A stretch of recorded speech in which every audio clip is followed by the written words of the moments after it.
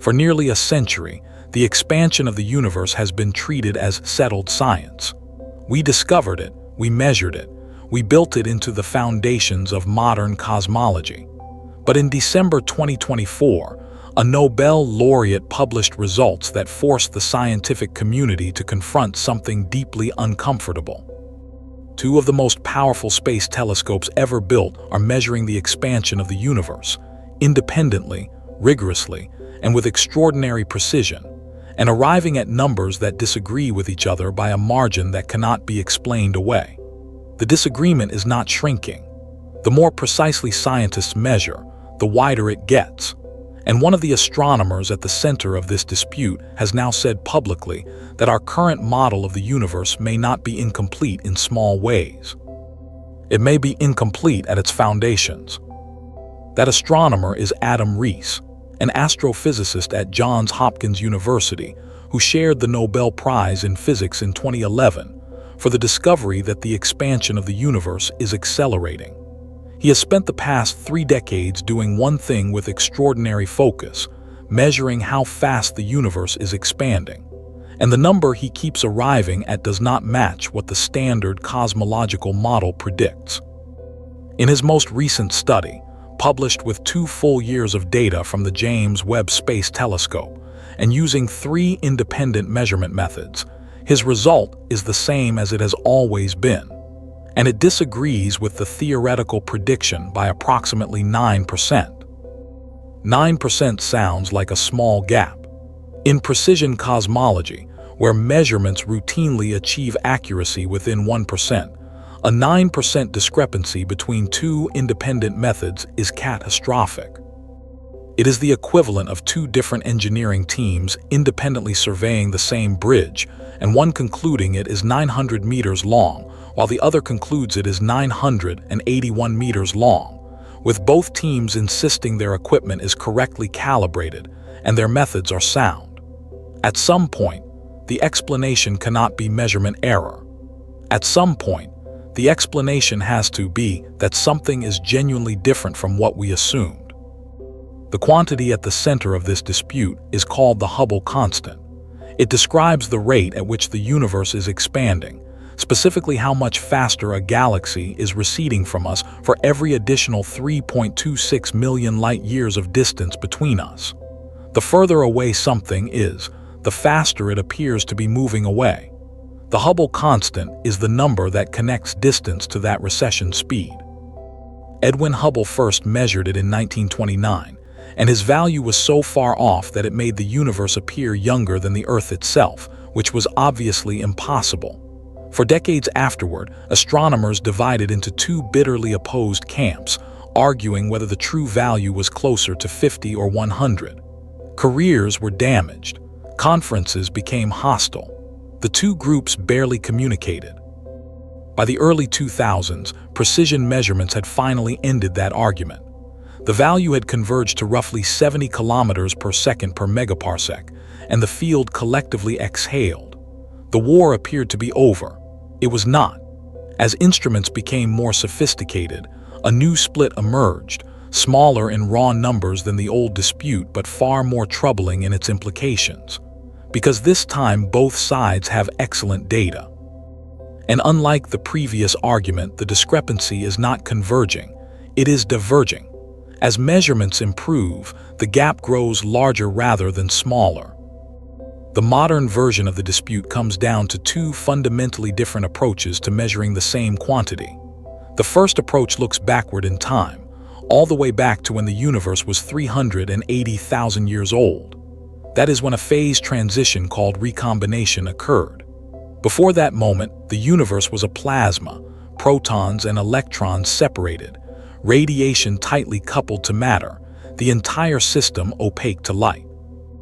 Then the universe cooled just enough for electrons and protons to combine into neutral hydrogen atoms, and light decoupled from matter and streamed freely through space for the first time. That first light has been traveling ever since. Its wavelength has stretched with the expansion of space from infrared and visible wavelengths to microwaves, and it fills the sky today as the cosmic microwave background, a faint bath of radiation arriving from every direction, carrying the imprint of conditions in the early universe with extraordinary fidelity. The European Space Agency's Planck satellite spent roughly 4.5 years mapping this radiation across the entire sky. The pattern of temperature variations it found, tiny fluctuations of about 1 part in 100,000 from one direction to another, encodes the physics of the early universe with a precision that rivals any measurement in the history of science. From that pattern, physicists can extract 6 cosmological parameters, including the densities of ordinary matter, and dark energy, the amplitude and spectral index of the density fluctuations that seeded structure formation, and the optical depth to reionization.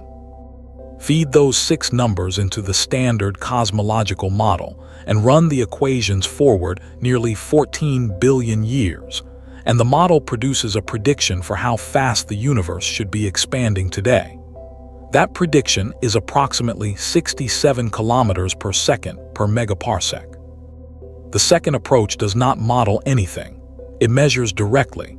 Riess and his team, operating under the name SH0Es, which stands for supernova H0 for the equation of state, use a technique called the cosmic distance ladder. It is exactly what it sounds like. A series of overlapping measurement methods, each one calibrated against the last, reaching further and further out into the universe in steps. The bottom of the ladder uses Cepheid variables, stars that pulsate with a very specific rhythm.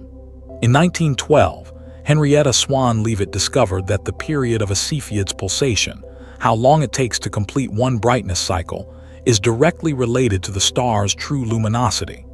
Measure the pulsation period and you know the true brightness. Compare the true brightness to the apparent brightness as seen from Earth, and you can calculate the distance with precision. This relationship, now called Leavitt's law, turned out to be one of the most powerful measuring tools in the history of astronomy. The next rung uses a specific type of exploding star called a type Ia supernova.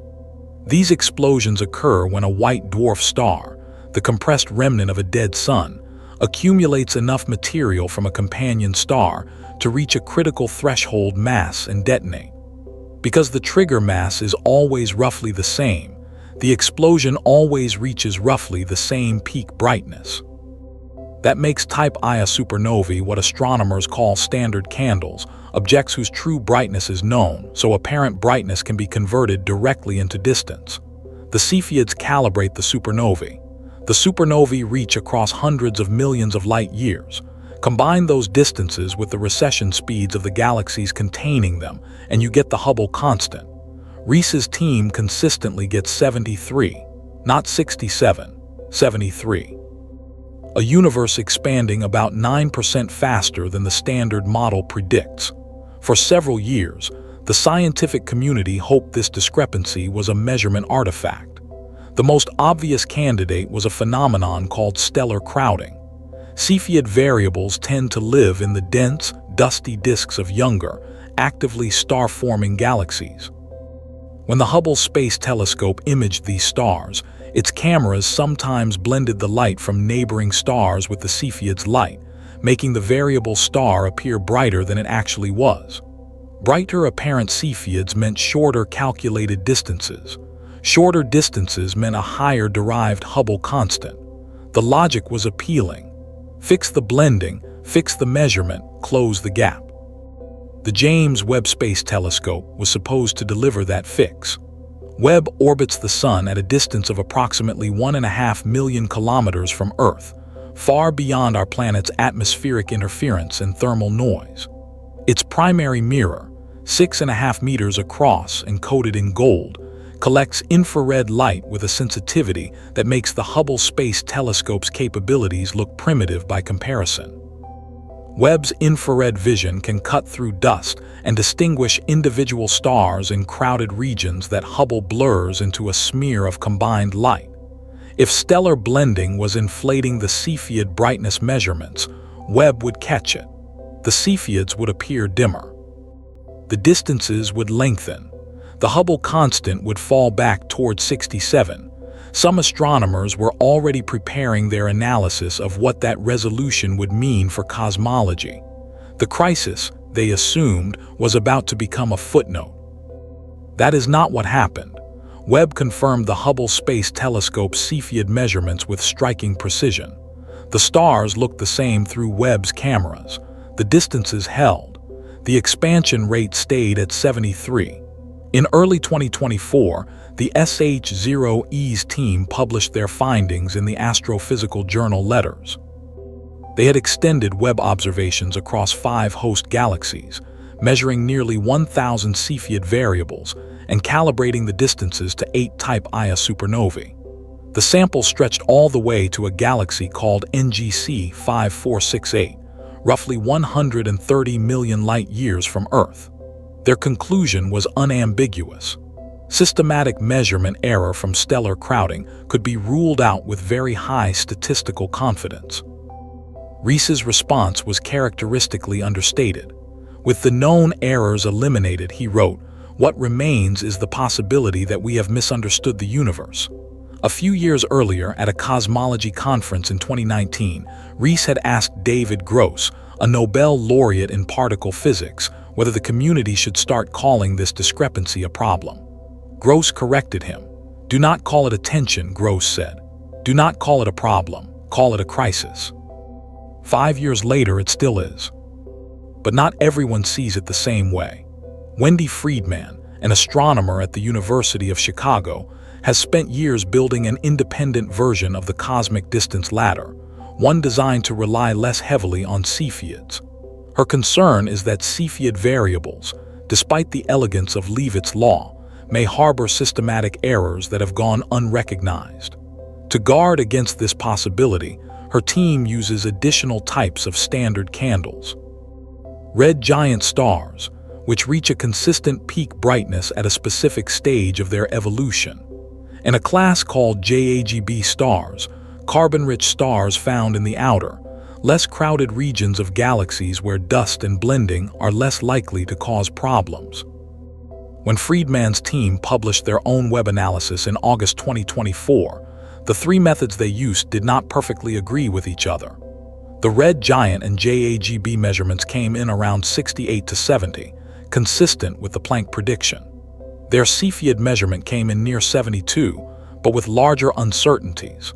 Their combined result landed around 70, sitting between the two camps like a referee unable to fully endorse either side. Saul Perlmutter, another Nobel laureate who reviewed Friedman's data before its release, noted something important.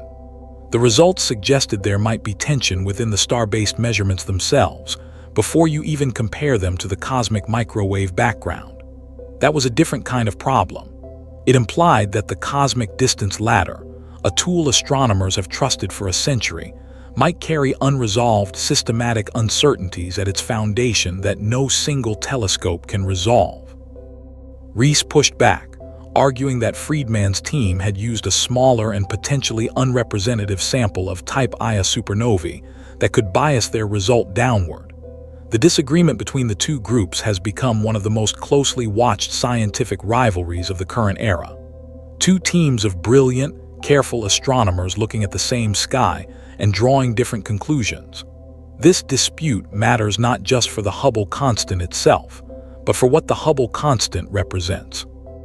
If the universe is genuinely expanding 9% faster than the standard model predicts, then something is missing from our understanding of how the cosmos evolved.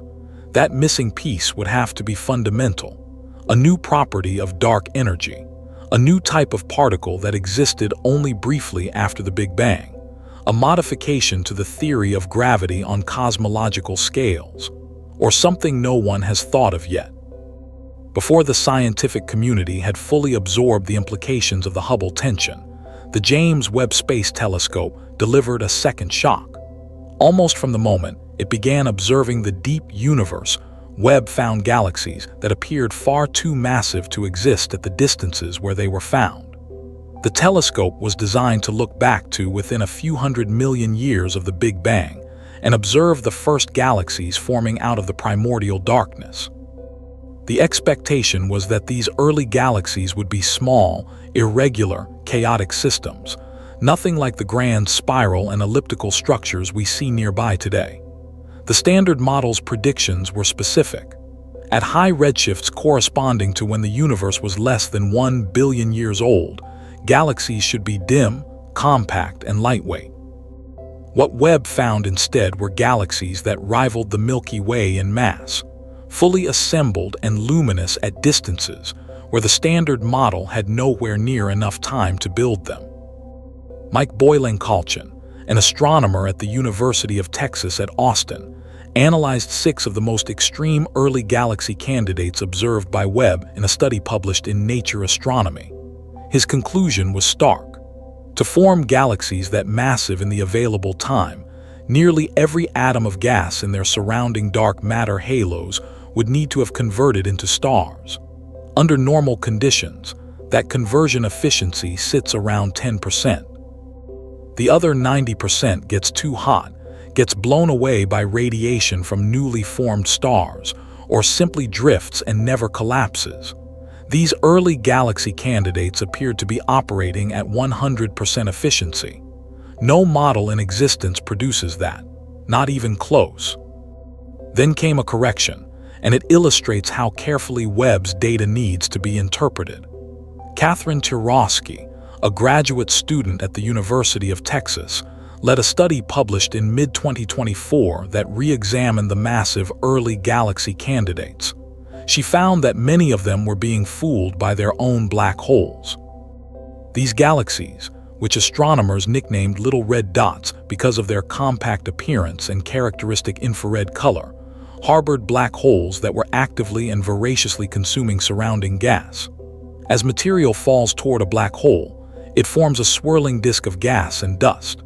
Friction within this disk heats the material to extreme temperatures, and the heated gas radiates light, enormous amounts of light, sometimes outshining an entire galaxy of hundreds of billions of stars.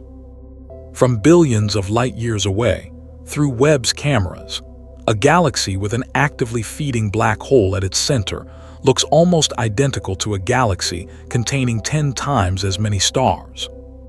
The telescope measures brightness. Brightness is usually a reliable proxy for stellar mass. In these cases, it was not.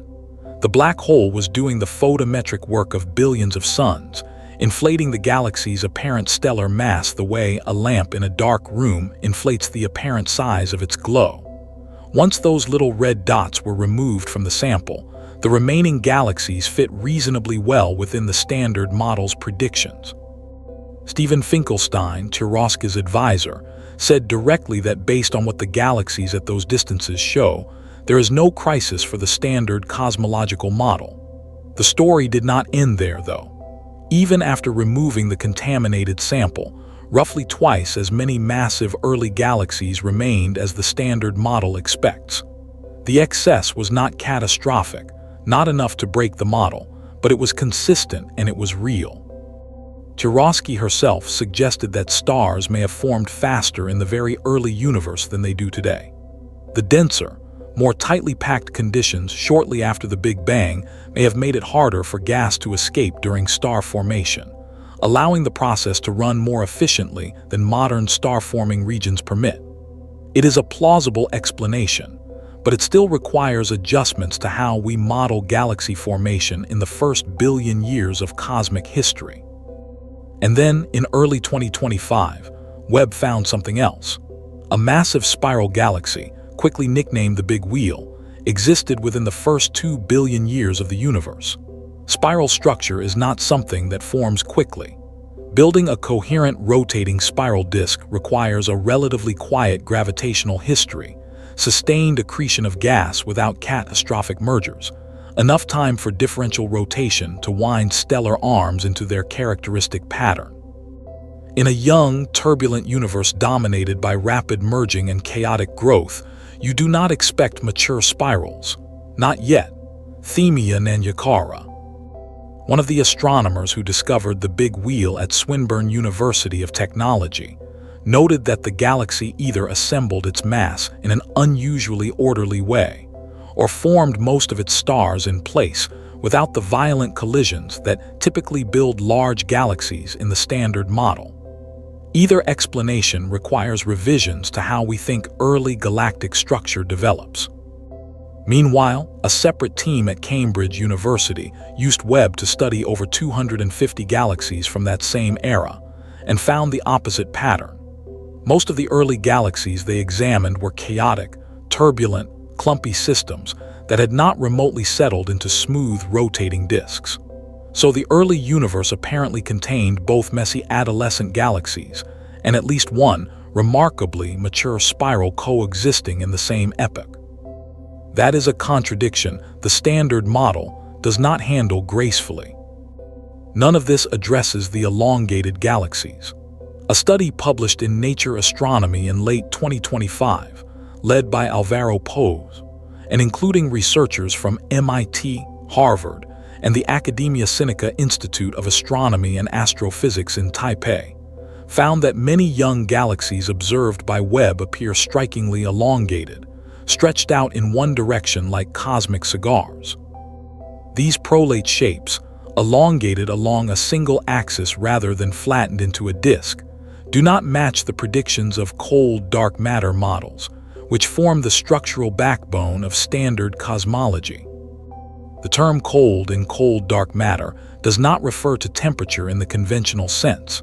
It refers to the speed of dark matter particles relative to the speed of light. Cold dark matter particles are assumed to be slow-moving, heavy, and effectively collisionless. This property determines how dark matter clumps together in the early universe and how those clumps seed the formation of galaxies. The elongated galaxy shapes Webb is finding do not match what cold dark matter predicts. They do, however, match predictions from two alternative dark matter models.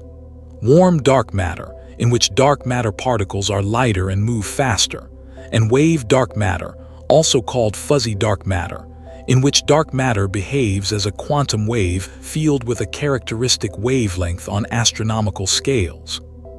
In both of these alternatives, the filaments of large-scale cosmic structure are smoother, and gas and stars can flow along them in elongated streams, naturally producing the prolate shapes Webb is observing.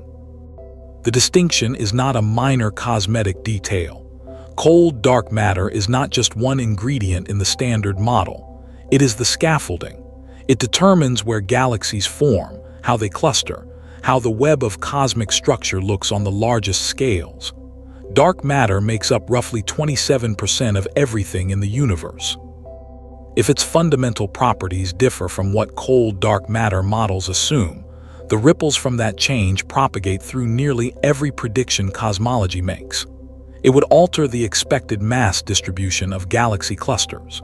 It would change the predicted number of dwarf galaxies orbiting larger ones, a distribution that has already been a source of tension for years in what is called the missing satellites problem. It would affect how gravitational lensing bends light around massive objects.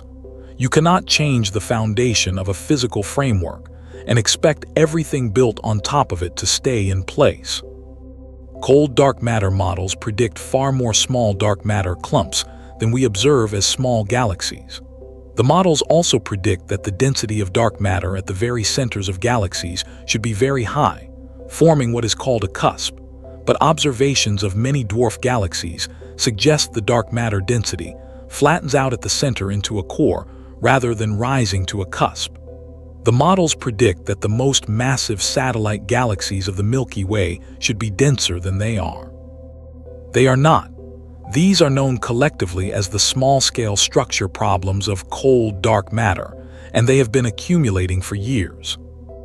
Wave dark matter, also called fuzzy dark matter or ultralight dark matter, is perhaps the most exotic of the mainstream alternatives.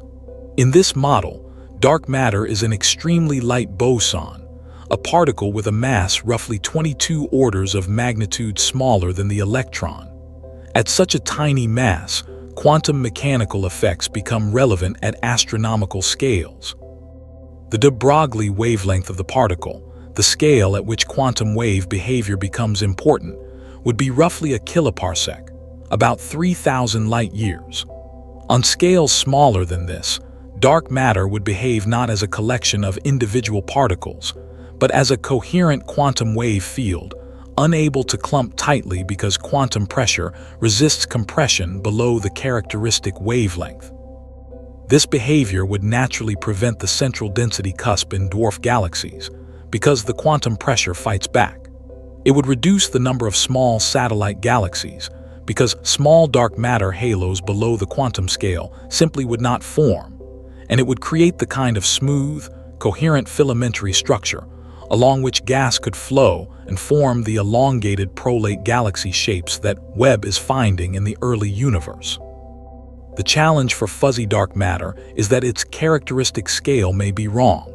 Some observations of the Lyman alpha forest, the pattern of hydrogen absorption in the spectra of distant quasars, suggest the quantum wavelength would need to be much smaller than a kiloparsec to be consistent with observed structure on those scales.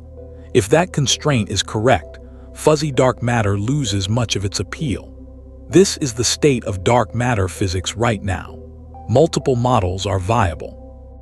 Multiple observations favor different alternatives. No single candidate perfectly fits everything, and until a dark matter particle is directly detected in a laboratory experiment, the field remains in a state of productive tension. There is also a second, quieter tension that has received far less public attention than the Hubble constant dispute. It is called the S8 tension. The S8 parameter describes how clumpy the universe is, specifically how much matter has clustered together into dense concentrations of galaxies and galaxy clusters versus remaining spread smoothly through space. The standard model predicts a specific level of clumpiness based on the initial conditions measured in the cosmic microwave background. When astronomers measure that clumpiness directly, using techniques like weak gravitational lensing, they consistently find slightly less clustering than the model expects. Adam Riess has called the S8 tension the little sibling of the Hubble tension. Less dramatic, less statistically decisive, but persistent and pointing in the same direction. If both tensions turn out to be real, they may be symptoms of the same underlying problem, two cracks in the same wall, both hinting at something missing from the physics. So where does this leave the standard model? It is important to be precise about this. The standard cosmological model, known formally as lambda CDM, is not in collapse. It is not dying. It is not even close to being replaced. It remains the most precisely successful theory of the large-scale universe ever constructed. It accurately predicted the abundances of hydrogen, helium, and lithium produced in the first 3 minutes after the Big Bang, matching observations to within a percent. It explains the detailed structure of the cosmic microwave background with stunning precision. It correctly predicts the clustering of galaxies across hundreds of millions of light years. It predicted the existence of dark energy years before it was confirmed by supernova observations in 1998. No competing theory can match that record. None. But the model is developing fractures that were not visible a decade ago, and those fractures are getting wider, not narrower, as instruments improve. The Hubble tension sits at the top of the list. A 9% disagreement between two rigorously independent measurement methods confirmed by two separate flagship space telescopes is not a rounding error. It is a signal. Joined now by the early galaxy problem, which is not fully resolved even after correcting for black hole contamination. The elongated prolate galaxy shapes suggesting dark matter may not be cold, and the S8 tension in matter clustering. These are not independent accidents. They are a pattern. The most serious theoretical proposal for the Hubble tension is called early dark energy. The standard model's prediction for the Hubble constant assumes that dark energy, the mysterious force driving the universe's accelerating expansion, has always behaved exactly as it does today. Constant, uniform, acting identically everywhere in space and time. But what if? In the first few 100,000 years after the Big Bang, before the cosmic microwave background was emitted, dark energy had a brief burst of additional activity and then went quiet. Mark Kamiankowski, A cosmologist at Johns Hopkins who helped develop this idea has described it as the universe receiving an unexpected kick just after it was born. A brief surge of early dark energy would have slightly altered the size of sound waves in the early universe, changing the scale of features that the Planck satellite measured in the cosmic microwave background. That change would ripple forward through the model's predictions, shifting the expected Hubble constant upward, potentially closing the gap with what Riess measures today. Nobody knows if early dark energy is real. It has never been detected directly. The proposal makes additional predictions that future telescopes will be able to test, but it remains one of the few theoretical modifications that could solve the Hubble tension without unraveling the rest of the standard model's track record. Its appeal is that it adds something to the model rather than breaking something in it. But there is a complication. Early dark energy, while it helps with the Hubble tension, tends to make the S8 tension worse. The additional energy in the early universe increases the predicted clustering of matter, moving the prediction further from the observed value rather than closer. A solution that fixes one tension by aggravating another is not satisfying. It might just be rearranging the discrepancy rather than resolving it. This is a general feature of attempts to modify the standard model. The model is internally consistent enough that changing one ingredient has cascading effects throughout its predictions. Every proposed modification has to pass not just the Hubble constant test, but the entire suite of cosmological observations that the standard model currently explains with high precision. That constraint is both a strength and a frustration for theorists trying to build something new. Other proposals are less conservative than early dark energy. Some theorists have suggested that dark energy is not a constant at all, but a field that changes over time, what theorists call quintessence, a slowly rolling scalar field that dilutes as the universe expands but more slowly than matter or radiation. Early results from galaxy clustering data have hinted at exactly this kind of evolution, a slight departure from a pure cosmological constant. The Dark Energy Spectroscopic Instrument, currently operating in Arizona on the 4-meter Mayall telescope at Kitt Peak, is conducting the largest three-dimensional survey of galaxy positions ever attempted, covering tens of millions of galaxies across more than 11 billion years of cosmic history. First results from this instrument, released in 2024, showed intriguing hints that dark energy might be evolving, with its equation of state deviating slightly from the value predicted by a pure cosmological constant. This is not yet confirmed. The statistical significance is suggestive, not definitive. But if it holds up, it would mean that both the Planck prediction and the lambda-CDM framework need revision, not because the underlying physics is wrong, but because the specific model used to describe dark energy is too simple.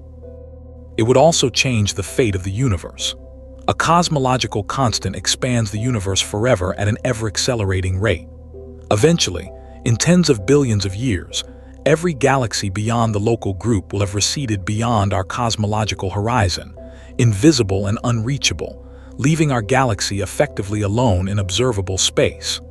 Trillions of years later, the stars will burn out one by one, and the universe will approach a cold, dark, diffuse equilibrium. A dynamical dark energy field, depending on how it evolves, could produce a very different ending. If dark energy grows stronger over time, the expansion could eventually become so fast that it tears apart not just galaxy clusters, but individual galaxies, then solar systems, then planets, then atoms themselves, in an event called the Big Rip.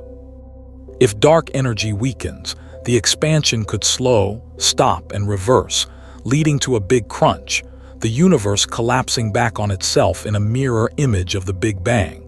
We do not know which of these futures we inhabit. We do not even know which version of dark energy we have. It helps to understand the statistical language scientists use to convey confidence. When researchers report a discrepancy, they express confidence in terms of sigma, the Greek letter for standard deviation. A 1 sigma discrepancy means there is roughly a 32% chance the result could arise from random fluctuation alone. 2 sigma means about 5%. 3 sigma is the conventional threshold for claiming evidence of something real, reducing the probability of a chance fluctuation to about 3 in 1,000. 5 sigma is the threshold for a confirmed discovery in particle physics, corresponding to roughly 1 chance in 3.5 million. The Hubble tension currently sits at 5 sigma and growing. In the context of cosmology, where measurements span billions of light years and involve instruments at the frontier of what technology can achieve, 5 sigma is an extraordinary statement of confidence. The discrepancy is real. The question is what causes it.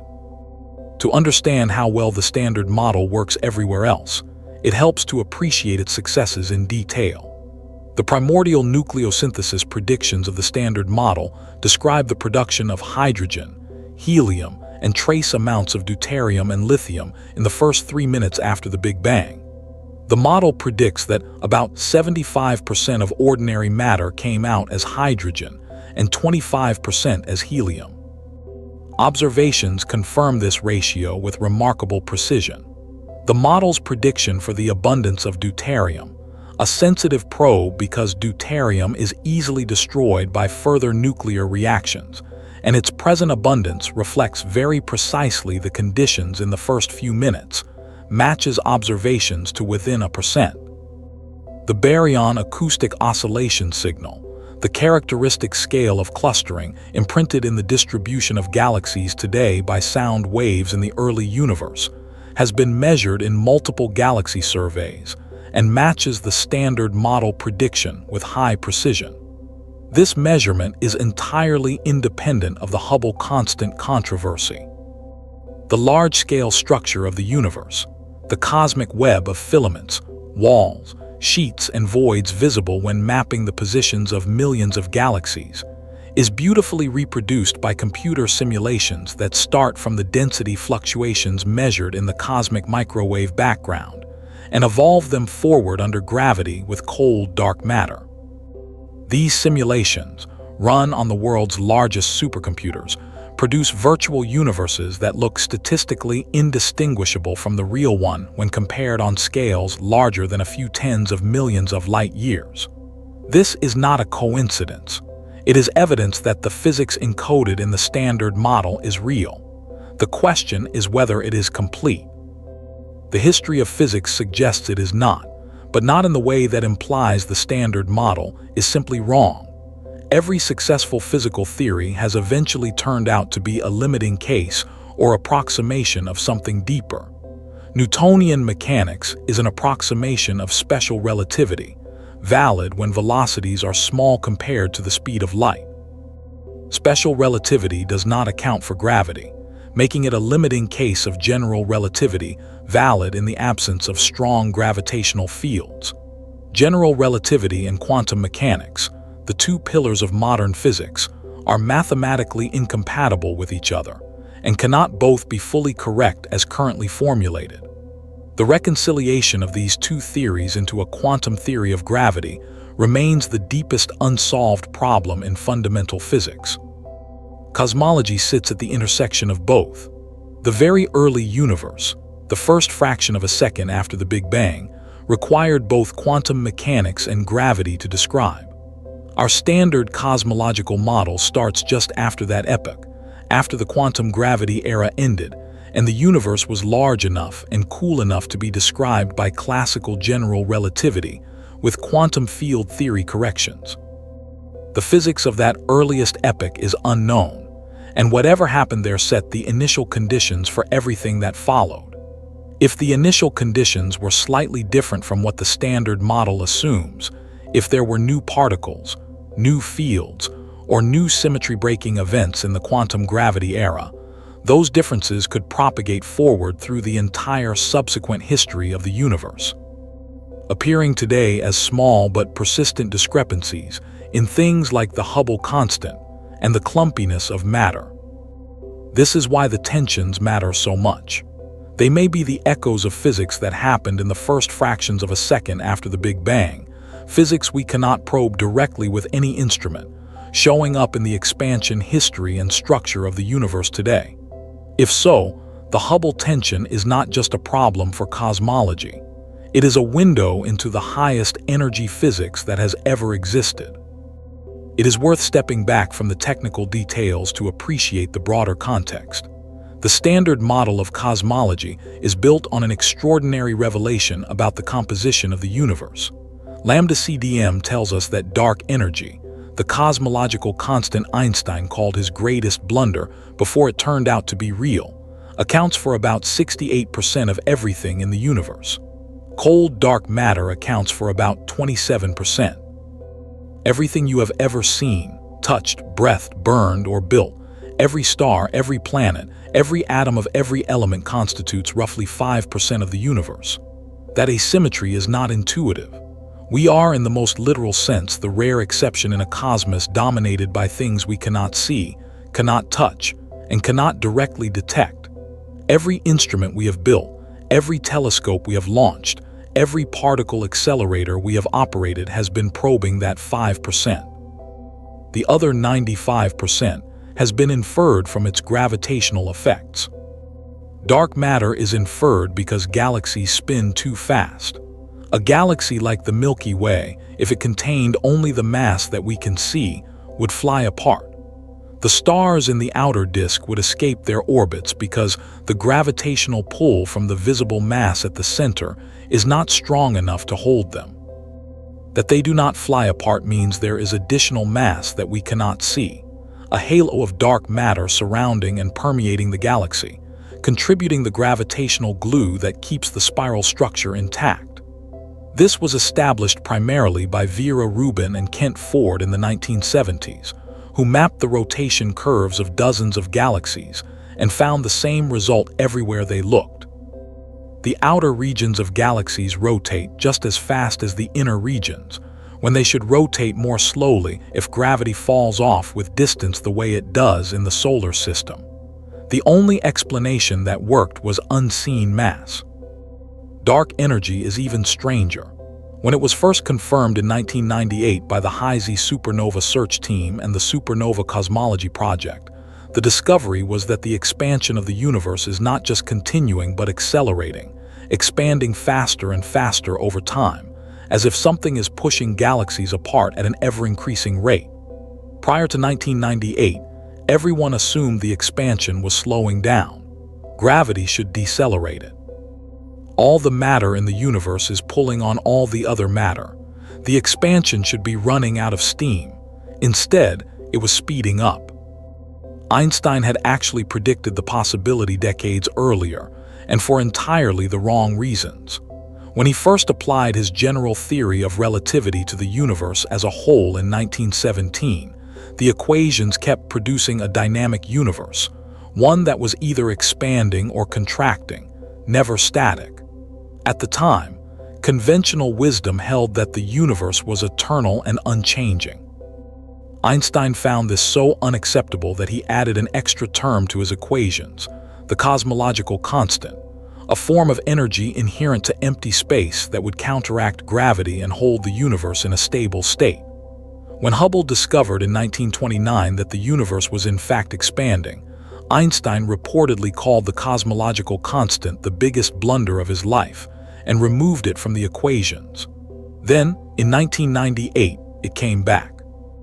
Empty space itself appeared to contain energy that does not dilute as the universe expands, unlike the energy of radiation or matter, which spreads thinner as space stretches. This constant energy density means that as the universe grows larger, the total amount of dark energy grows with it, eventually overwhelming the decelerating effect of matter and causing the expansion to accelerate. This is the lambda in lambda CDM, and there is a profound theoretical problem with it. When particle physicists calculate what the energy density of empty space should be from first principles, using quantum field theory, they get an answer that is roughly 10 to the 120th power times larger than what we observe. That discrepancy, 120 orders of magnitude, is the largest single disagreement between theory and observation in the history of physics.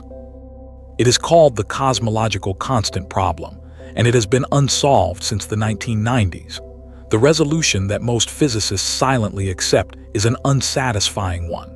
Some unknown mechanism cancels out almost all of the quantum vacuum energy, leaving behind a tiny residual that matches what we observe.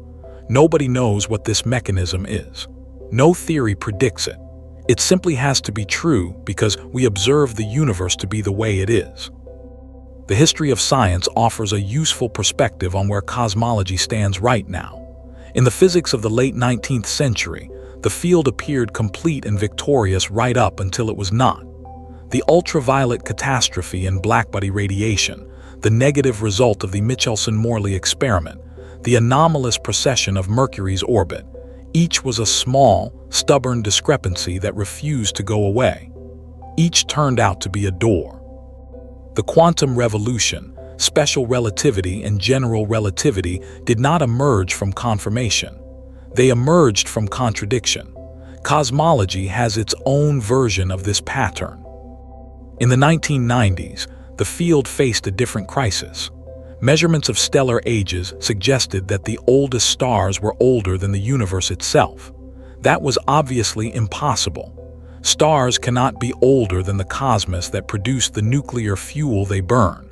Something was deeply wrong with either the stellar age estimates or the cosmological model. The resolution, the discovery in 1998 that the universe's expansion is accelerating, driven by dark energy, did not just fix the age problem. It revealed that 68% of the entire energy content of the universe had gone completely undetected and unaccounted for in all prior cosmological thinking. What looked like a fatal inconsistency turned out to be the shadow of something enormous. The field did not shrink from that discovery. It expanded along with our conception of what the universe is. What is happening now may be structurally similar. The Hubble tension may be telling us that dark energy is not what we think it is. The early galaxy problem may be telling us that the rules governing how gas collapses into stars in the early universe were different from what our models assume. The elongated galaxy shapes may be telling us that dark matter is lighter or fuzzier or more wave-like than the cold dark matter paradigm predicts. The S8 tension may be telling us that gravity on cosmic scales, or the behavior of dark matter on those scales, or both, need revision. Or all of these tensions may share a single source that nobody has identified yet. A missing piece so fundamental that once it is found, the entire picture rearranges itself into a new coherence. New instruments are already either operating or approaching completion, and their data will be decisive. The Gaia Space Telescope will produce the most precise geometric distance measurements to Cepheid variables ever made, letting astronomers calibrate the bottom of the cosmic distance ladder with a precision that bypasses many of the systematic uncertainties that currently separate the Riess and Friedman teams. The Rubin Observatory in Chile, which will conduct the legacy survey of space and time over the next decade, will observe billions of galaxies and tens of thousands of type Ia supernovae, providing an independent measurement of the Hubble constant with statistical power that dwarfs everything done so far. The European Space Agency's Euclid mission is already in operation, mapping the geometry of the universe on scales no previous telescope has attempted, producing a three-dimensional map of how dark matter and dark energy have shaped the large-scale structure of the universe over 10 billion years of cosmic history. NASA's Nancy Grace Roman Space Telescope will conduct massive surveys of the distribution of galaxies across billions of light years, specifically designed to probe whether dark energy has changed over time. On a different front entirely, gravitational wave observatories are providing a completely independent measurement of the Hubble constant. When two neutron stars or two black holes merge, they emit gravitational waves, ripples in spacetime that carry information about the mass and distance of the merger event. Unlike electromagnetic light, Gravitational waves are not obscured by dust, do not require calibration against other distance indicators, and do not depend on the properties of stars in the way that Cepheids and supernovae do. If the gravitational wave measurement of the Hubble constant converges with the Riess value, it will add powerful independent confirmation that the tension is real. If it converges with the Planck value, it will add powerful pressure on the direct measurement methods to find their error. Adam Riess has said that he does not expect the tension to resolve itself through better measurements of the same type. If more precise Cepheid measurements using Webb continue to confirm 73, and more precise cosmic microwave background measurements continue to give 67, then the discrepancy is not a measurement problem. It is a physics problem, and physics problems require new physics to solve. The last time cosmology had a physics problem of comparable depth, it produced the discovery of dark energy. That discovery transformed our understanding of the universe more profoundly than anything since the Big Bang itself. It told us that space is not empty, that the vacuum has energy, that the expansion of the universe is not fading away into cold stillness, but is instead accelerating toward a future we do not fully understand. Whatever comes next may be equally transformative. Lambda CDM, the standard model of cosmology, is in a similar position to Newtonian mechanics in one important respect. Newtonian mechanics is wrong in the sense that it does not describe the behavior of particles moving near the speed of light. It is also correct in the sense that it accurately predicts the trajectory of a baseball thrown by a pitcher or a rocket launched toward the moon to extraordinary precision. Both of these things are simultaneously true. The wrongness of Newtonian mechanics does not make it useless. It makes it an approximation valid within its domain. Lambda CDM is accurate enough to predict the cosmic microwave background power spectrum to better than 1%, to predict the abundance of helium and deuterium in the early universe to within 1%, to reproduce the large-scale structure of the cosmos in stunning detail. We also suspect, with growing confidence, that it is wrong in a specific way, off by 9% in the Hubble constant, slightly off in the clustering of matter, possibly off in the nature of dark matter. The model is a map. The universe is the territory. The map is extraordinarily accurate and has guided cosmological research for 30 years, but maps have edges, and science advances by finding where the territory stops matching the map and extending the map to cover what lies beyond. The Hubble tension is one of those edges. The early galaxy problem is another. The elongated galaxy shapes may be a third. Together, they are not a disaster for cosmology. They are the frontiers. And frontiers are where science lives. The universe is approximately 13.8 billion years old. It has been expanding for all of that time. It has been accelerating for about the last 7 billion years. It contains roughly 2 trillion galaxies within our observable horizon, each containing hundreds of billions to trillions of stars, each star a nuclear furnace running on the same physics we have worked out here on one small planet over the past few centuries. All of that structure, all of that history, is described with remarkable fidelity by 6 cosmological parameters fitted to the pattern of microwave radiation, left over from the first light the universe ever released. But those same 6 parameters predict an expansion rate that disagrees by 5 sigma and growing with the rate measured by 2 independent space telescopes pointed at the same stars. Something is wrong with either the measurements or the model. The measurements have been checked, rechecked, cross-validated, and confirmed by independent groups using independent methods and independent instruments. So the model has something left to reveal. That revelation, when it comes, will be one of the most significant moments in the history of human knowledge, not because it will overturn everything we know, but because it will deepen everything we know. It will add a 7th parameter, or a new term, or a new field, or a new property of space-time, and the universe that emerges from that augmented description will be the one that actually exists. If you find this kind of science compelling, consider subscribing and sharing this video. The conversations that happen around content like this, in comments, in discussions, in the connections it sparks, are part of how this kind of scientific storytelling reaches people who need to hear it. The data that will resolve this question is not hypothetical. It exists right now, encoded in the photons striking Webb's detectors in the cold dark beyond Earth's orbit, in the electromagnetic signatures of gravitational wave events reaching LIGO's mirrors across 4 kilometers of laser-maintained vacuum, in the spectral signatures of billions of galaxies being cataloged by the Dark Energy Spectroscopic Instrument on the Mayall Telescope in Arizona, in the positions of nearly 2 billion stars being tracked by Gaia to microarcsecond precision. It is being gathered, stored, processed, and analyzed by thousands of scientists on every continent. The answer is in there. Someone will find it.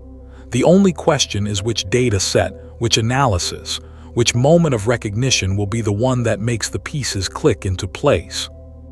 When that moment comes, it will not feel like an ending. It will feel like a beginning.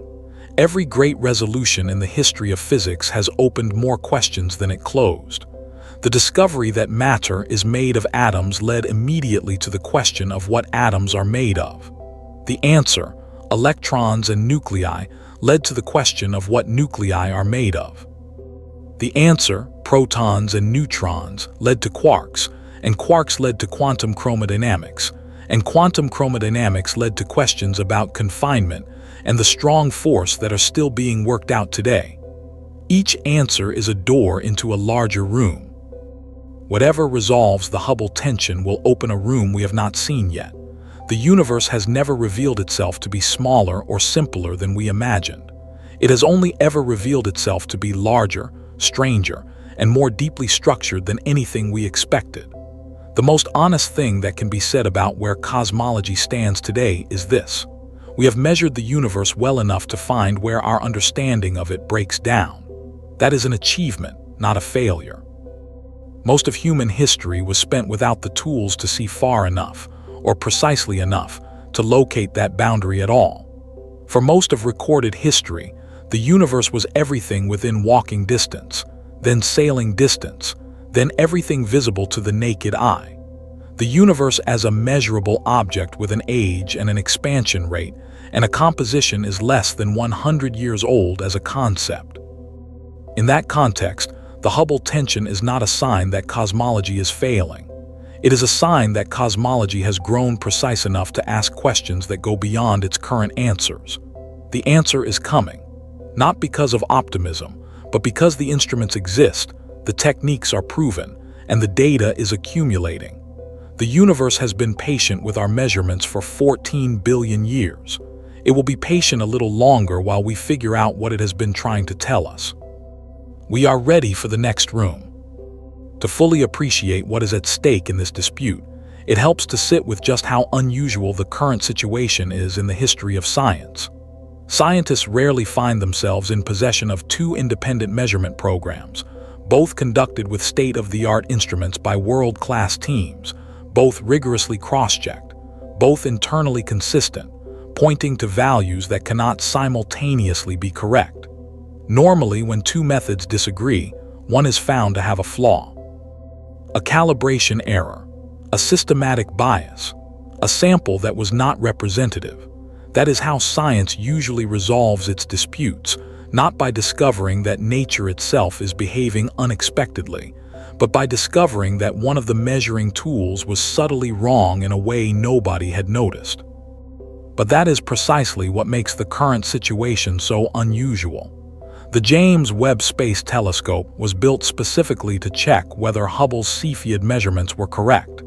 Its infrared vision, its spatial resolution, its sensitivity.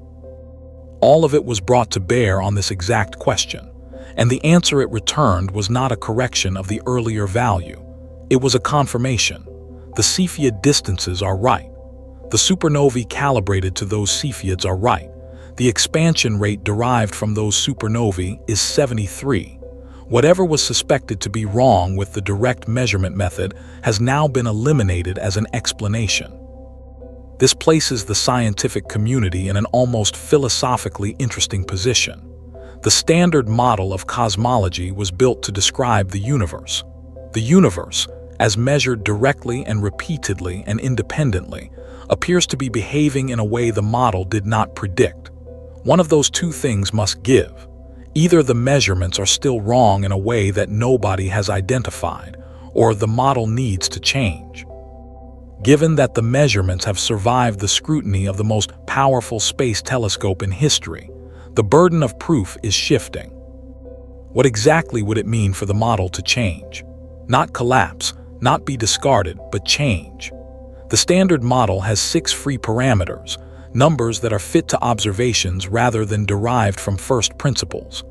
Those 6 numbers, plugged into the equations of general relativity combined with quantum field theory, reproduce an enormous range of cosmological observations with remarkable precision. If the Hubble tension is real, it means the equations are either missing a term, or one of the 6 parameters is being fit under assumptions that are slightly incorrect. The most likely scenario, based on current theoretical work, is that something in the early universe, something between the Big Bang and the moment when the cosmic microwave background was emitted at 380,000 years, behaved differently from what the standard model assumes. That window of time, the first 380,000 years, is the hardest part of cosmic history to observe directly. The universe during that period was opaque. Light could not travel freely. We can probe it indirectly through the pattern it left on the cosmic microwave background, but we cannot see into it the way Webb sees into early galaxy formation. Whatever happened there left fingerprints in the microwave background that Planck measured with extraordinary precision, and those fingerprints encode the initial conditions that the model uses to predict the present-day expansion rate. If the initial conditions were slightly different from what the model assumes, the predicted Hubble constant shifts, and a shift in the predicted value towards 73 would close the gap. Early dark energy is the leading theoretical attempt to achieve exactly that shift, but as discussed, it tends to move the matter clumping prediction in the wrong direction.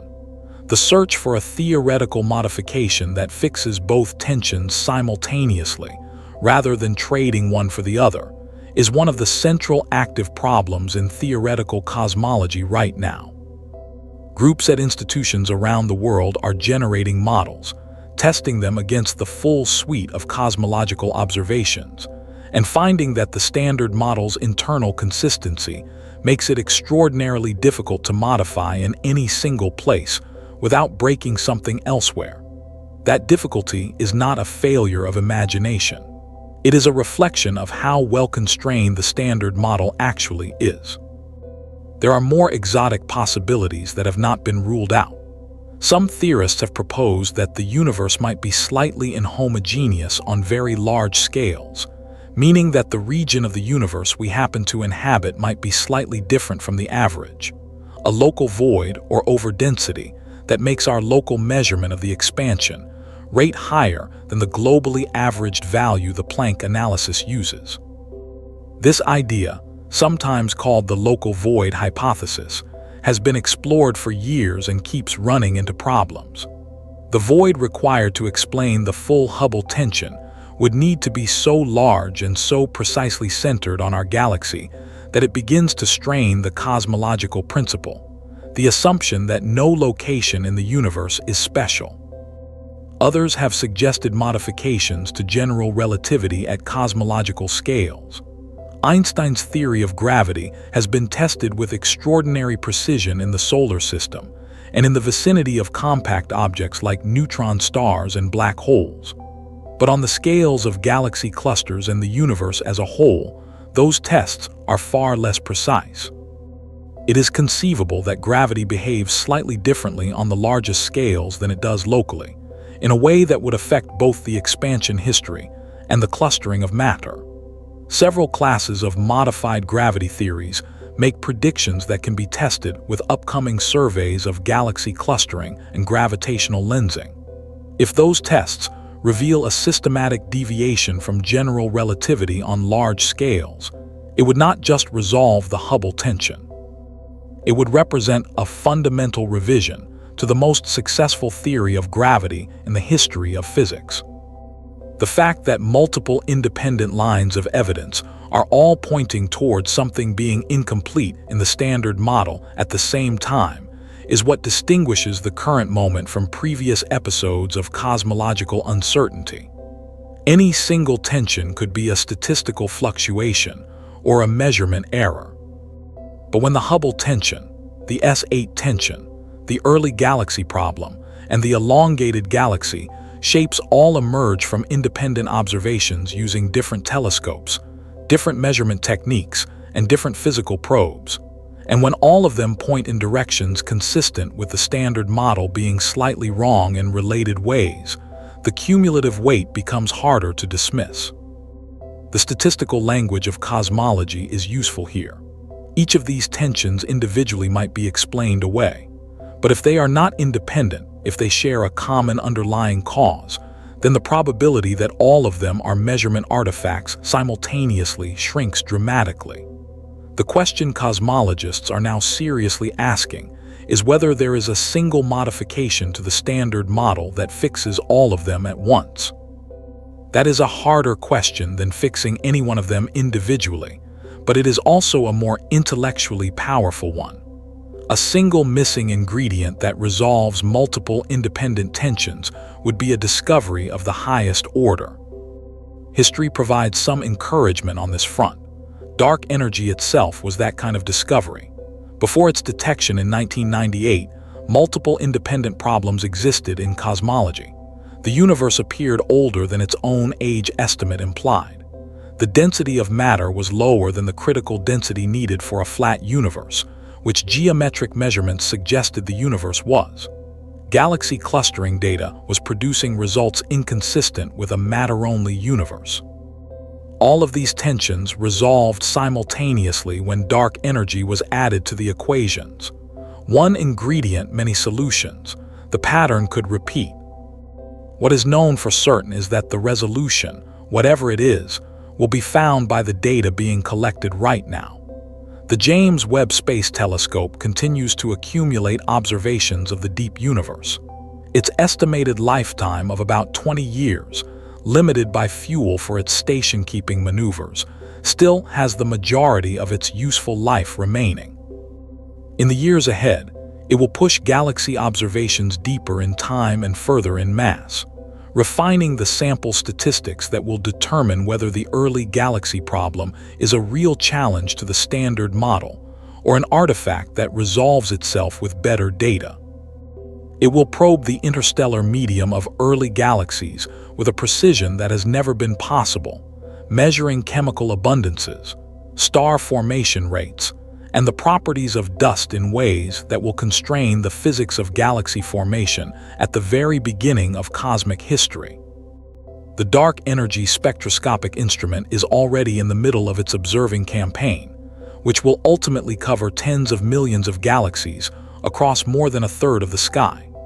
Its three-dimensional map of galaxy positions encodes both the expansion history of the universe and the growth rate of structure, two quantities that together can distinguish between a cosmological constant and a dynamical dark energy field, and between cold dark matter and its alternatives. The first data releases have already produced hints of deviation from the Standard Model. The full data set, when complete, will either confirm those hints or wash them out as statistical fluctuations. Euclid is mapping the distribution of galaxies and the shapes of billions of distant galaxies, with the latter being sensitive to weak gravitational lensing.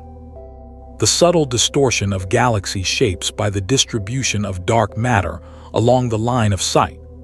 Weak lensing measurements give direct access to the S8 parameter, the matter clumping tension that Riess calls the little sibling of the Hubble tension.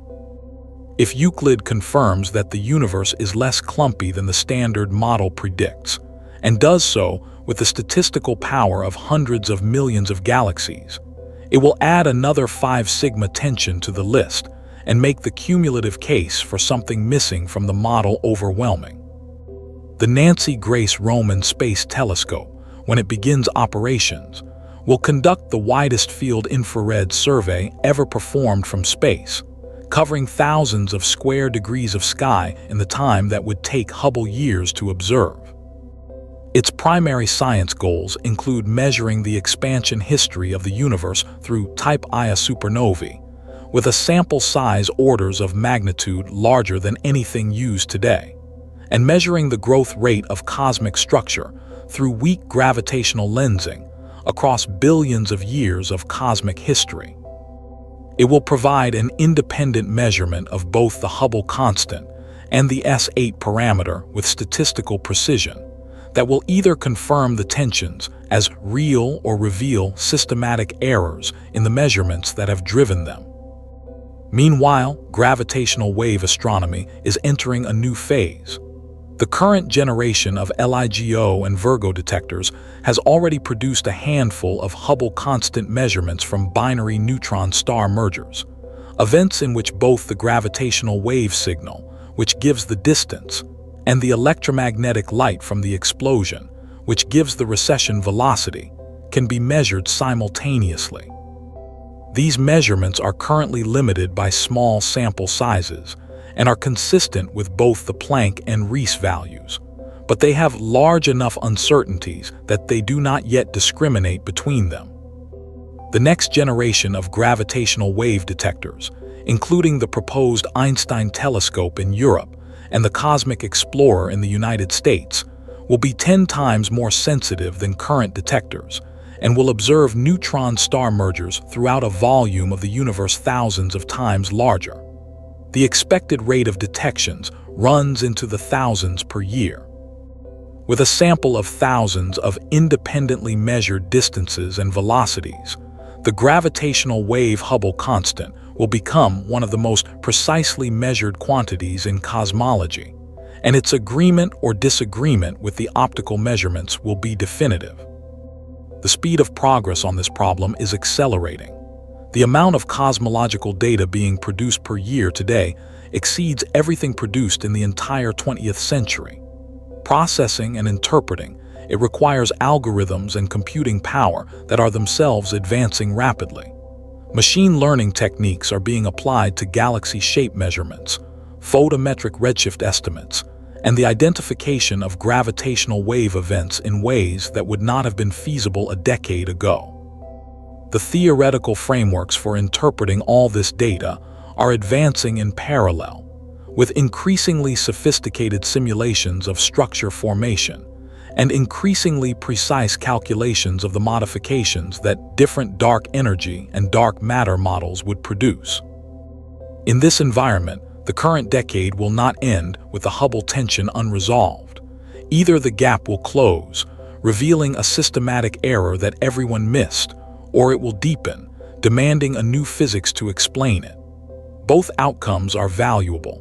An identified systematic error would be a significant achievement in measurement science, establishing more clearly the limits and capabilities of the methods cosmology relies on. And a confirmed tension demanding new physics would open the most productive period in fundamental cosmology since the discovery of dark energy a quarter century ago. The universe has been expanding since the Big Bang. The question that now sits at the center of cosmology is whether it is expanding according to the rules we have written, or according to the rules we have not found yet. Those rules are encoded in the photons arriving at our telescopes from across 13 billion light-years of space and time. They are being read, compared, analyzed, and argued over right now by thousands of people with the best instruments ever built, asking the most fundamental questions that can be asked about the nature of the cosmos we inhabit.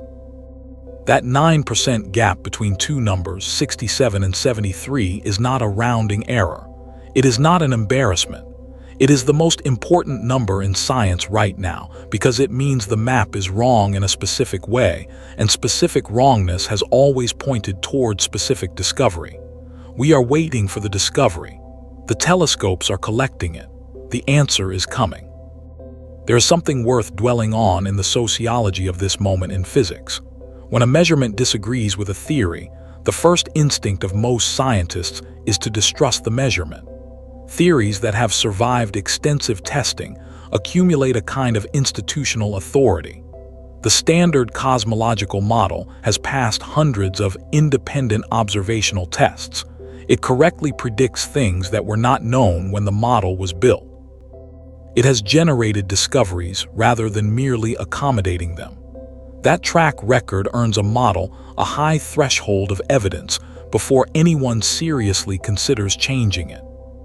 The Hubble tension has now crossed that threshold.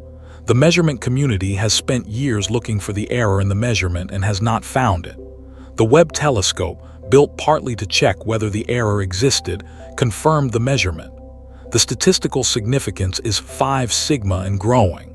At some point, the accumulated weight of evidence forces a reappraisal. The scientific community is at that point now. Not panic, not crisis in the sense of collapse, but genuine, serious, intellectually honest grappling with the possibility that the best model in cosmology is missing something real. The emotional reality of that grappling is worth acknowledging. Scientists who have spent careers building and refining the standard model are now being asked to consider that the framework they have tested against hundreds of observations over decades might be incomplete in a fundamental way. That is not a comfortable thing to contemplate.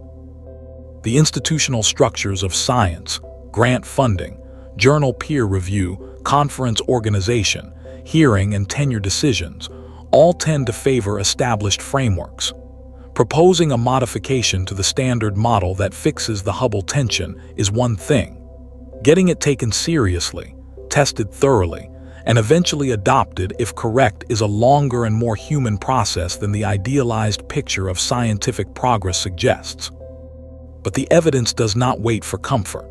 In the long run, observations win. The scientists who proposed dark energy before its confirmation were largely ignored or treated with skepticism for years. After 1998, they were awarded the Nobel Prize. The pattern repeats. The person or group who correctly identifies what the standard model is missing in the current era will be recognized eventually. The measurements that confirm their insight will become classic references in the cosmological literature. And the next generation of students will learn about the Hubble tension, the way current students learn about the cosmological age crisis of the 1990s, as a historical turning point that led somewhere important. We are in that turning point right now, living through it, uncertain of the outcome, generating the data that will determine the answer. The universe is approximately 13.8 billion years old. It has been expanding for all of that time. It has been accelerating for about the last 7 billion years. It contains roughly 2 trillion galaxies within our observable horizon, each with hundreds of billions to trillions of stars. Each star a nuclear furnace powered by the same physics worked out here on one small rocky planet over the past few centuries. All of that, from the first fraction of a second to the present day, is described by 6 numbers fitted to a pattern of microwave radiation. And those 6 numbers disagree with 2 space telescopes pointing at the same stars. The universe is not disagreeing with us to be difficult. It is disagreeing with us because it is more complex than our current description allows. Every time in history that something in the universe has disagreed with a model we were confident in, we have eventually found out that the universe was right and the model was incomplete. Quantum mechanics emerged from the refusal of blackbody radiation to obey classical predictions. General relativity emerged from the refusal of Mercury's orbit to follow Newtonian mechanics exactly. Dark energy emerged from the refusal of distant supernovae to recede at the rate a decelerating universe should produce. Whatever emerges from the Hubble tension will follow the same pattern, not from confirmation of what we already believe, but from the stubbornness of the discrepancy. There is one more thing worth saying about where we are, and it is perhaps the most remarkable thing of all. Human beings on an ordinary rocky planet, orbiting an unremarkable star in the outer suburbs of a perfectly average spiral galaxy, have built instruments sensitive enough to detect the expansion of space itself and measure it to within a few percent. We have traced the history of the cosmos from the first fraction of a second after its birth to its present state 14 billion years later, using light that has traveled for billions of years to reach our detectors. We have identified 6 numbers that describe the large-scale structure and history of the universe to within 1% precision. And having achieved all of that, we have found that the universe does not quite match our predictions by 9%, by twice as many galaxies as expected, by galaxy shapes that do not fit the models. That 9% is not a failure of science. It is the most recent manifestation of what science always does when it is working correctly. It reaches the edge of what is known and finds that the edge is real. The standard model will be corrected, extended, or replaced. History suggests the first option is most likely, but the second or third cannot be ruled out. Whatever form the resolution takes, it will not make the universe less interesting. It will make it more interesting, more deeply understood, and more accurately described. That has been the direction of travel for 400 years of modern science, and there is no reason to think it is about to stop. The James Webb Space Telescope is still observing. The Dark Energy Spectroscopic Instrument is still mapping. Euclid is still measuring. Gaia is still tracking. LIGO is still listening. The Rubin Observatory is almost ready. The data is accumulating. The analysis is ongoing. The theorists are working. And somewhere in all of that, in some dataset being processed right now, in some calculation being run on a supercomputer tonight, in some observation being taken through the cold dark of space by an instrument traveling 1.5 million kilometers from Earth, is the piece that makes it all make sense. We do not know yet what it is. We do not know which model it will validate or which one it will overturn. We do not know whether the missing ingredient is a new field, a new particle, a modification to gravity, a different initial condition, or something that none of the current proposals have anticipated. We only know that the data demands something, and that the instruments collecting that data are the finest ever built by human hands. The universe has been patient with our measurements for 14 billion years. It will be patient a little longer while we figure out what it has been trying to tell us. To understand the depth of the Hubble tension and why it has refused to disappear, it is worth examining more carefully what each competing measurement actually depends on, and why the two approaches should, in principle, give the same answer. The indirect approach, using the cosmic microwave background and the standard model, is essentially a calculation rather than a measurement. You take the initial conditions of the universe, encoded in that early radiation pattern, and you run the equations of cosmology forward in time to predict what the expansion rate should be today. The precision of the result depends on the precision of the input data and the accuracy of the model used to evolve it forward. Planck's measurement of the initial conditions is among the most precise in the history of science. The equations of the standard model have been tested extensively. The prediction, 67 kilometers per second per megaparsec, comes with small uncertainties. The direct approach, using Cepheids and supernovae, is a measurement rather than a calculation. It does not rely on any model for how the universe evolved. It relies on the established physics of stellar pulsation and the empirical consistency of type Ia supernova explosions, and it measures the actual recession velocity of actual galaxies at known distances. The fact that both approaches have been refined to similar levels of precision, both claiming uncertainties well below 5% and still disagree by 9%, is what makes the situation so striking.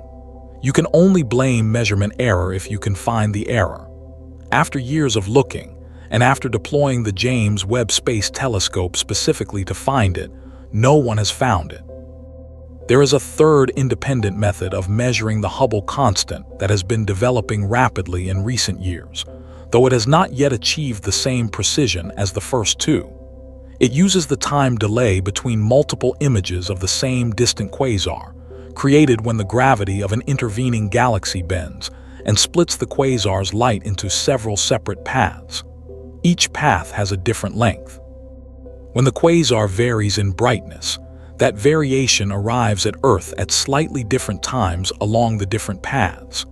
The time delay between the arrivals, combined with a model of the intervening gravitational lens, gives a direct geometric measurement of the distances involved and therefore of the Hubble constant. This method, called time delay cosmography and developed by teams including the H0 Li-Kao collaboration and its successors, gives values consistently near 73, agreeing with the Riess measurement and disagreeing with Planck. It is independent of Cepheids and supernovae.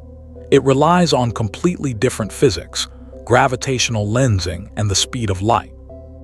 The fact that a third independent method arrives at roughly the same discrepant value as the direct ladder methods adds significant weight to the case that the tension is not an artifact of any single technique. Against this must be weighed the Friedman team's results, which obtained a combined value near 70, closer to the middle of the two camps. Her team's analysis, using red giant stars and carbon-rich JAGB stars rather than Cepheids as the primary distance indicators, reduces the dependence on the class of measurement that has been most extensively questioned.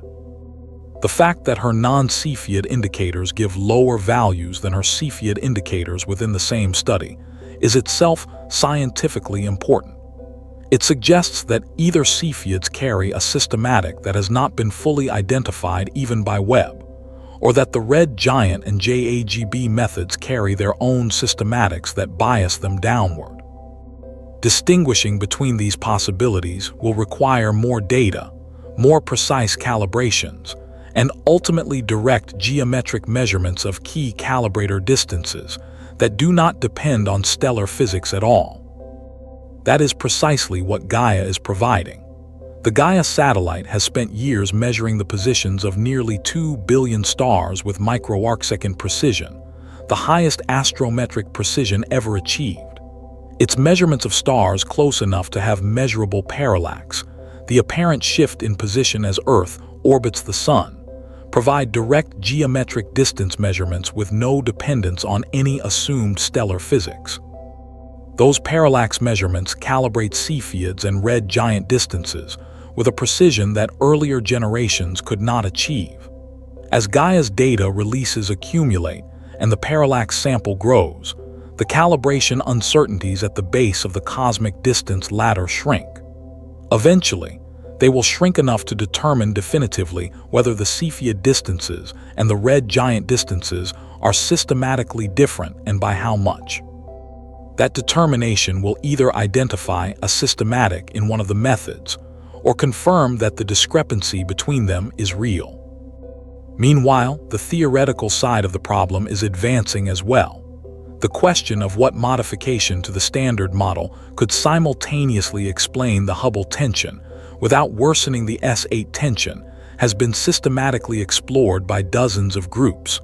The parameter space of possible modifications is enormous. Dark energy models with different equations of state, early dark energy models with different timescales and energy densities, modifications to general relativity on large scales, new light particles that were in thermal equilibrium in the early universe and would have added to the expansion rate before the cosmic microwave background was emitted, interacting dark matter and dark energy models in which the two mysterious components exchange energy, altering both the expansion history and the growth of structure, self-interacting dark matter models in which dark matter particles collide with each other, producing cores rather than cusps at galaxy centers, and potentially altering large-scale structure. None of these has emerged as the clear winner. Each faces observational constraints that limit how much it can modify the standard model without breaking something that the model already successfully explains. The theoretical landscape is currently one of productive exploration, with no leading candidate but with many viable possibilities being actively tested against the growing data sets. The sociological dimension of this search matters more than it might initially appear. Scientific communities develop consensus around successful models for good reasons, and changing that consensus requires extraordinary evidence and a compelling alternative. The standard model of cosmology did not achieve its current status by accident. It passed test after test, survived prediction after prediction, and incorporated discovery after discovery. Any replacement or modification has to do the same. The process of establishing that a new model is better than the old one, rather than merely different, is demanding and time-consuming. It requires not just that the new model fits the discrepant observations, but that it fits everything the old model fits, and more. This is the correct standard. Science should be conservative about abandoning successful frameworks. The history of science is full of premature announcements of paradigm shifts that turned out to be measurement errors or theoretical mistakes. The current level of scrutiny applied to the Hubble tension is exactly appropriate. Every systematic error that can be imagined has been looked for. Every proposed theoretical explanation has been tested against the full range of observations. The field is moving carefully, and that carefulness is a feature of scientific maturity, not a flaw. What makes the current moment feel genuinely significant is not the existence of a single stubborn discrepancy, but the accumulation of multiple independent discrepancies all pointing in the same direction. The Hubble tension, the S8 tension, the early galaxy excess, the elongated galaxy shapes, the hints from the dark energy spectroscopic instrument of evolving dark energy. Each individual tension could be a coincidence or a systematic. But the probability that all of them are independent systematic errors or statistical fluctuations, all pointing away from the standard model and in directions consistent with each other, grows smaller with every new result that confirms rather than resolves them. Science proceeds by ruling out possibilities. Each new measurement that confirms a tension rules out the hypothesis that the tension was a measurement artifact of the technique used by the previous measurement. The James Webb Space Telescope ruled out stellar crowding as the explanation for the Hubble tension. The time delay cosmography results rule out any explanation that depends on Cepheid or supernova physics specifically. The S8 measurements from weak gravitational lensing rule out any explanation that affects only the expansion history without affecting structure growth, because the S8 tension involves structure growth. Whatever explanation remains after all those possibilities have been ruled out has to be something that simultaneously affects the expansion history and the growth of structure in the right ways. That is consistent with the extraordinary success of the standard model in predicting the cosmic microwave background and the abundances of light elements, and that makes additional predictions which future observations can test. The existence of such an explanation is not guaranteed. But the history of physics is full of cases where stubborn discrepancies that seemed impossible to explain eventually yielded to a deeper understanding that, in retrospect, was the only thing that could have explained them. We are not at that retrospective vantage point yet. We are in the middle of the puzzle. The edges are clear. The standard model fills most of the interior, but there are pieces in the corner that do not fit, and the image they are part of is not yet recognizable. What we know is that the pieces are real, the puzzle is solvable, and the instruments exist to solve it. The universe has left us the clues. We are learning to read them. Consider what it took to arrive at this moment. The measurement of the Hubble constant has consumed the careers of some of the most talented observational astronomers of the past century. Edwin Hubble himself spent years obtaining the data that produced his first estimate in 1929, working with the then largest telescope in the world at Mount Wilson Observatory in California. His value was far too high because the Cepheid calibration he used was based on an incomplete understanding of different populations of Cepheid variables. The correction, when it came in the 1950s through the work of Walter Baade, roughly halved the Hubble constant and doubled the estimated age of the universe overnight. That was a larger correction than the current Hubble tension. It was discovered because the data improved. The argument between the 50 and the 100 camps that dominated cosmology from the 1960s through the 1990s was conducted with instruments and techniques that were revolutionary for their time. The Hubble Space Telescope was launched in 1990, in large part specifically to resolve this dispute. Its primary mission, encoded in its very name, was to measure the Hubble constant with enough precision to end the debate. The Hubble Space Telescope Key Project, a major program that consumed significant telescope time over years, finally produced a value of 72 plus or minus 8 kilometers per second per megaparsec in 2001. The uncertainty was still large enough that both the 50 and the 100 camps could claim the result was consistent with their preferred values, but the central value ended the debate. The true answer was somewhere around 70. What happened next is one of the more remarkable stories in recent science. As Hubble Space Telescope observations continued, and as new independent methods were developed, the measurement did not converge to a single precise value as expected. Instead, it split. The measurements derived from the early universe systematically gave values near 67.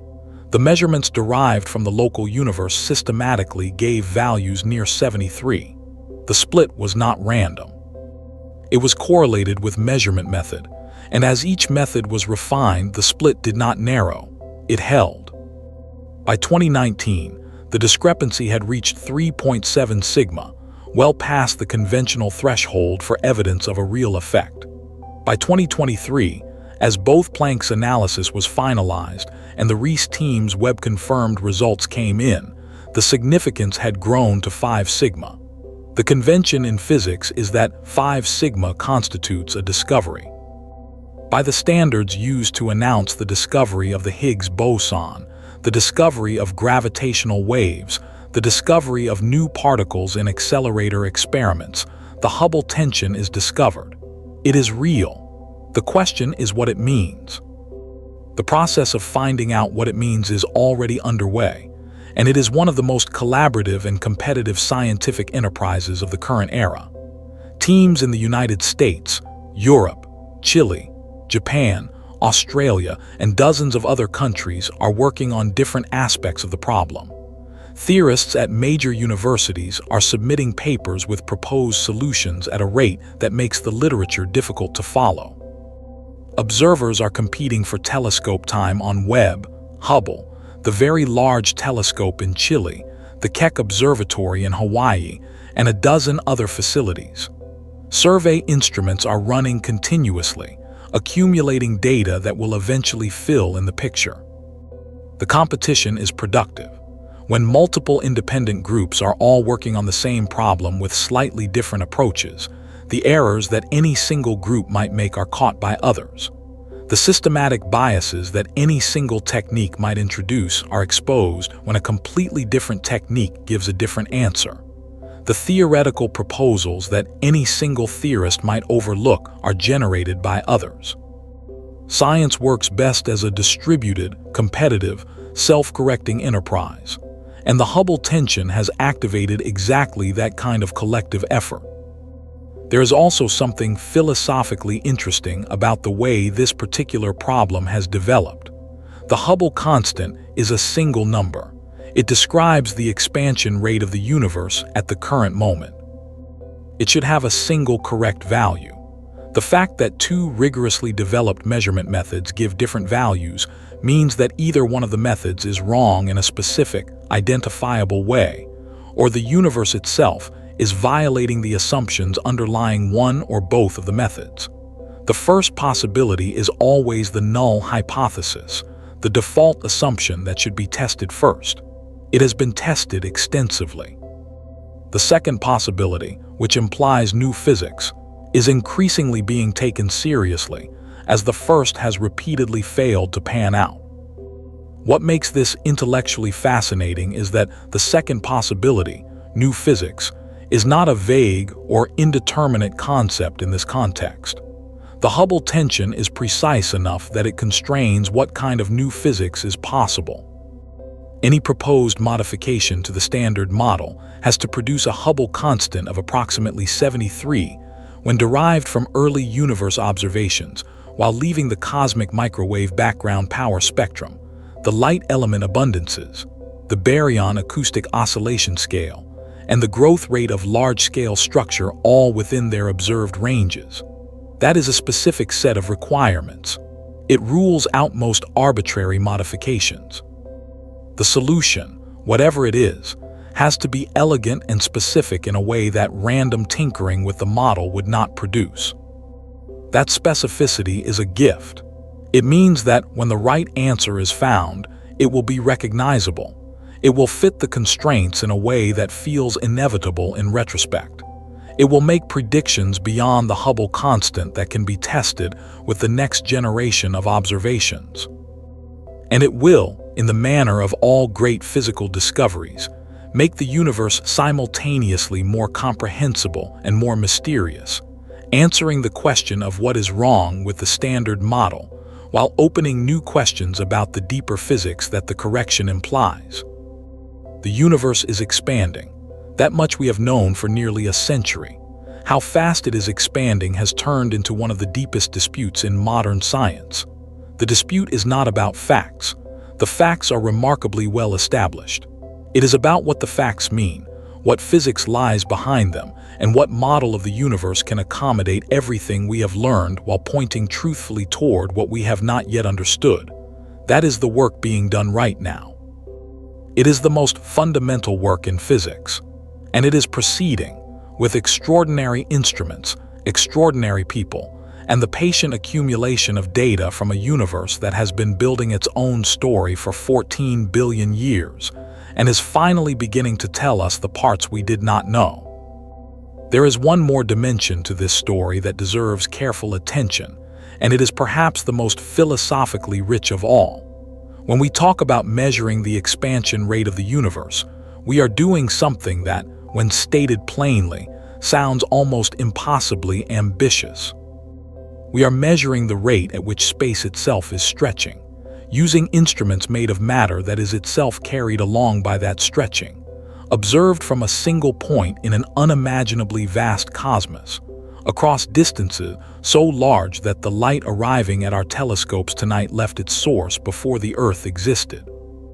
The fact that we can do this at all is a consequence of a deep feature of the physical universe. The laws of physics appear to be the same everywhere. The hydrogen atom that Henrietta Swan Leavitt used to understand the light from Cepheid variables in the small Magellanic Cloud follows the same quantum mechanical rules as the hydrogen atom in a star a billion light-years away. The white dwarf that detonates in a Type Ia supernova in a galaxy at a redshift of 1 obeys the same nuclear physics as the ones in nearby galaxies used to calibrate the explosion brightness. The gravitational waves from a neutron star merger in the distant universe propagate according to the same equations as those from events close enough to have electromagnetic counterparts that can be observed optically. This universality of physical law is not guaranteed by anything we understand. It is an empirical observation, tested by centuries of observation, and found to hold with extraordinary consistency across distances and timescales that dwarf anything in human experience. It is the foundation on which all of cosmology rests, and it is also the reason that the Hubble tension is such a profound problem. If the laws of physics are the same everywhere and at all times, as we believe them to be, then the expansion rate of the universe is a single number with a single correct value. The early universe approach and the local universe approach must, in principle, agree. They do not. And the most likely explanations for why they do not all involve some aspect of the standard model failing to correctly encode the laws of physics in some regime. That is the deepest statement of the problem. Not that two measurements disagree, but that two measurements both grounded in the universality of physical law, both carefully constructed to eliminate known sources of error, both refined to similar levels of precision, cannot simultaneously be correct within a model that we know works well in many other domains. The model is wrong somewhere. The telescopes have told us so, 5 sigma over. Now it is the theorist's job to figure out where, and the observer's job to generate the data that will tell them whether they are right. Science has been at this kind of juncture before, and the pattern of what happens next is clear from history. More data arrives. Theoretical proposals are tested against it. Some proposals survive and are refined. Others are ruled out. Slowly, the space of possibilities narrows. At some point, a proposal emerges that fits not just the discrepant observation but everything else as well, and that makes new predictions that are subsequently confirmed. That proposal becomes the new understanding.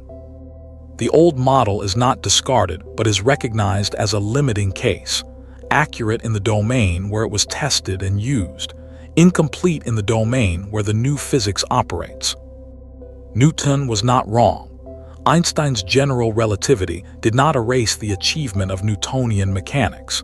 It revealed the domain within which Newtonian mechanics is a valid approximation and identified the domain where it fails. Einstein's equations reduced to Newton's equations in the appropriate limit. The same relationship will hold between lambda CDM and whatever succeeds or modifies it. The standard model's predictions for the cosmic microwave background, the light element abundances, and the large-scale structure of the universe will remain valid in the regime where they have been tested. The modification, whatever it is, will reveal itself in the places where the standard model fails. The Hubble tension is one of those places. And identifying the physics that makes it fail, and the physics that describes the universe correctly in that regime, is one of the great open problems of 21st century science. We are working on it right now. The instruments are running, the data is flowing, the theorists are computing. The answer is not yet known, but the tools to find it exist, the minds to interpret it are engaged, and the universe, for all its indifference to human schedules, has been kind enough to leave its history written in light that we can read. The reading continues. One final thought on why this particular scientific dispute matters beyond cosmology itself. The Hubble tension is, at its core, a story about the limits of human knowledge and the tools we build to push those limits outward. For most of human history, the universe was defined by what could be seen with the naked eye. About 6,000 stars on the clearest nights, a handful of planets, the smear of the Milky Way. The idea that there were other galaxies, other collections of hundreds of billions of stars, separated from us by distances that light takes millions and billions of years to cross, is barely a century old. The idea that the universe had a beginning, that it has been expanding ever since, that it contains 10 times more dark matter than ordinary matter and twice as much dark energy as dark matter, is the product of less than 100 years of increasingly sophisticated science. In that span of time, we have gone from debating whether the universe is static or expanding to debating whether it is expanding at 67 or 73 kilometers per second per megaparsec, and recognizing that the difference between those two numbers might be the most important thing we could learn about physics right now. That is an extraordinary compression of ignorance. And the fact that we now have instruments precise enough to detect that 9% gap, and to confirm it with independent methods against independent calibrations, means that we have entered an era of cosmology where the questions being asked are not about what the universe is doing in broad strokes, but about what it is doing in fine detail. Those fine details are where the new physics lives. 18 months from now, the Rubin Observatory will be producing a data stream that dwarfs everything in the history of cosmological surveys. Euclid will have mapped hundreds of millions of galaxies across a third of the sky. Daisy will have completed another year of observations.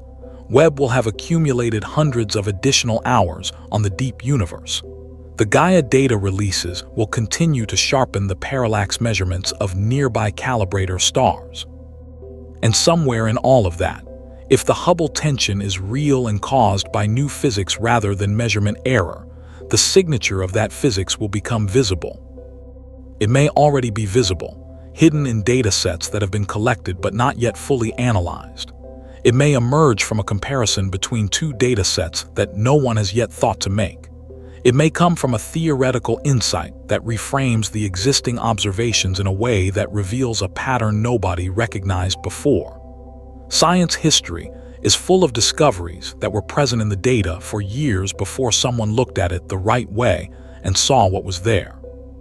The discovery of dark energy was anticipated by theoretical arguments years before the supernova data confirmed it.